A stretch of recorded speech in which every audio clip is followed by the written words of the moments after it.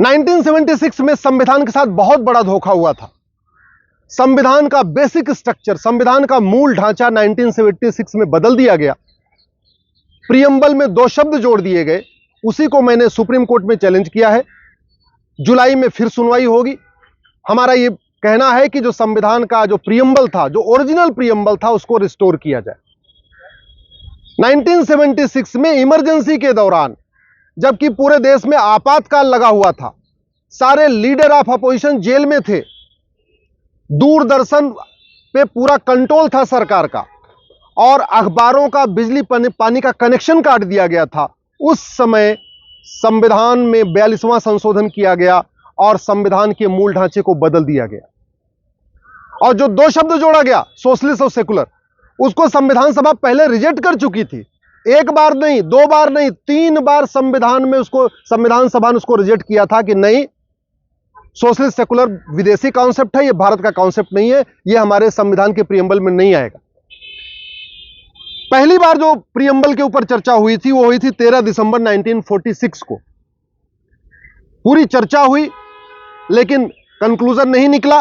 22 जनवरी 1947 को प्रियम्बल पे दोबारा चर्चा हुई और पूरी चर्चा हुई। उसके बाद एक मत से प्रियम्बल को एक्सेप्ट किया गया, वो प्रियम्बल जो 1976 तक भारत के संविधान का हिस्सा था।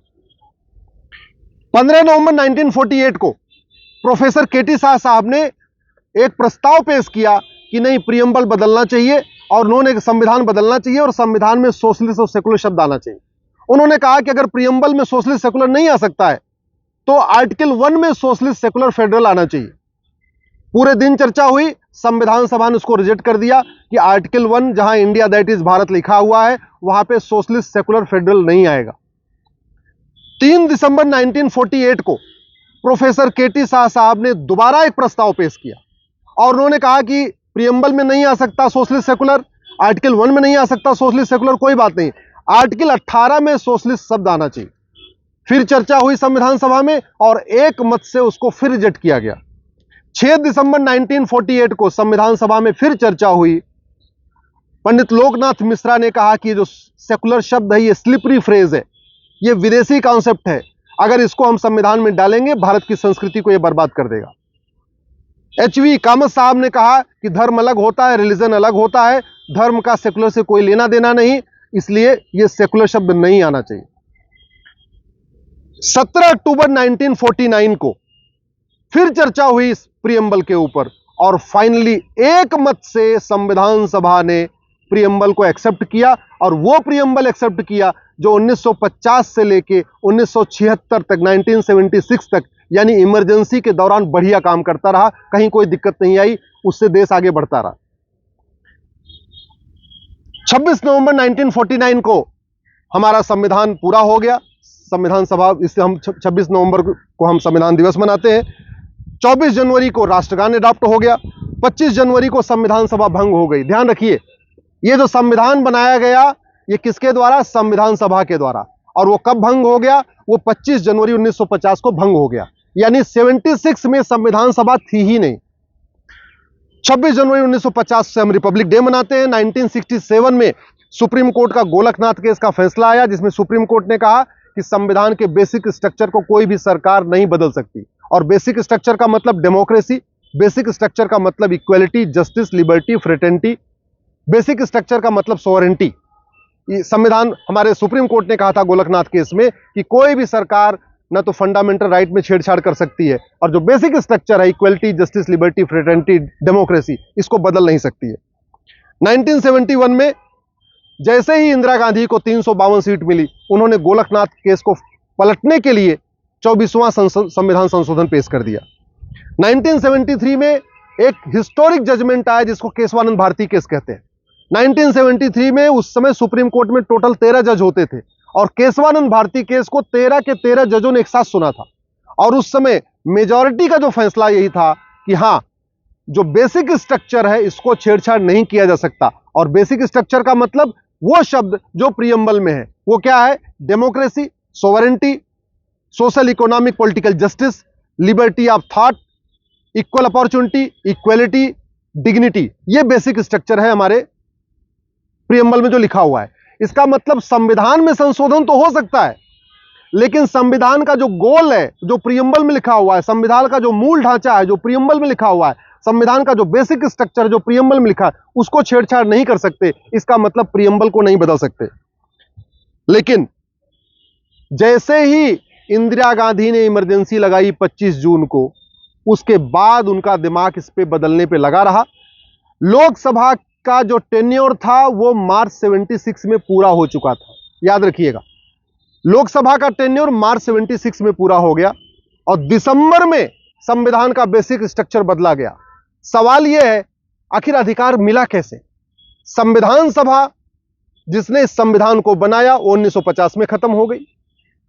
लोकसभा का कार्यकाल मार्च 76 में खत्म हो गया।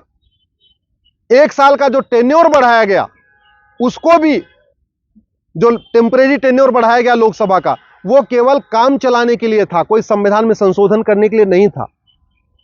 सुप्रीम कोर्ट ने 24 जून को जो फैसला दिया था इंदिरा गांधी को, एक तरीके से उनको कार्यवाहक प्रधानमंत्री का उनको अवसर दिया था। 12 जून को इलाहाबाद हाई कोर्ट ने इंदिरा गांधी का जो चुनाव था उसको रद्द कर दिया। इंदिरा गांधी के ऊपर चुनाव लड़ने पे 6 साल का बैन लगा दिया। इंदिरा गांधी सुप्रीम कोर्ट आई, 24 जून को सुप्रीम कोर्ट का फैसला आया, लेकिन सुप्रीम कोर्ट ने इलाहाबाद हाई कोर्ट के फैसले पे कंप्लीट रोक नहीं लगाई, पूरी तरीके से उसको उस पे स्टे नहीं दिया। सुप्रीम कोर्ट ने कहा कि ठीक है, आप प्रधानमंत्री बने रह सकती हैं, लेकिन आप कोई महत्वपूर्ण निर्णय नहीं ले पाएंगे। लेकिन 24 जून को सुप्रीम कोर्ट का फैसला आता है और 25 जून को राष्ट्रपति से कह के पूरे देश में इमरजेंसी लगा दी जाती है। इमरजेंसी लगाते ही देश के सभी प्रमुख नेताओं को जेल में डाल दिया जाता है। दूरदर्शन को पूरी तरीके कंट्रोल कर लिया जाता है। उस समय एक ही न्यूज चैनल था दूरदर्शन, बाकी कोई न्यूज चैनल था नहीं। अखबारों पे पूरी तरीके से बैन लगाने की कोशिश की जाती थी। जो अखबार इंदिरा गांधी के खिलाफ लिख रहे थे, उनका बिजली पानी का कनेक्शन काट दिया जाता था। बहुत सारे अखबार तो ऐसे थे कि जो बेचारे किराए का जनरेटर लेके अपना अखबार छाप रहे थे। ऐसी स्थिति में दिसंबर 76 में संविधान का मूल ढांचा बदला गया। इसीलिए मैंने सुप्रीम कोर्ट में पीआईएल फाइल किया है। और मूल ढांचा तो बदल दिया, लेकिन प्रीएम्बल की डेट नहीं बदली। प्रीएम्बल में जो डेट है वो आज भी 26 नवंबर 1949 लिखा हुआ है। सोचिए कितना बड़ा धोखा, कितना बड़ा फ्रॉड हुआ है। प्रीएम्बल बदला गया है दिसंबर 76 में और प्रीएम्बल पे डेट पड़ी हुई है नवंबर 1949 की। इतना बड़ा फ्रॉड हुआ है। न लोकसभा थी, न संविधान सभा थी।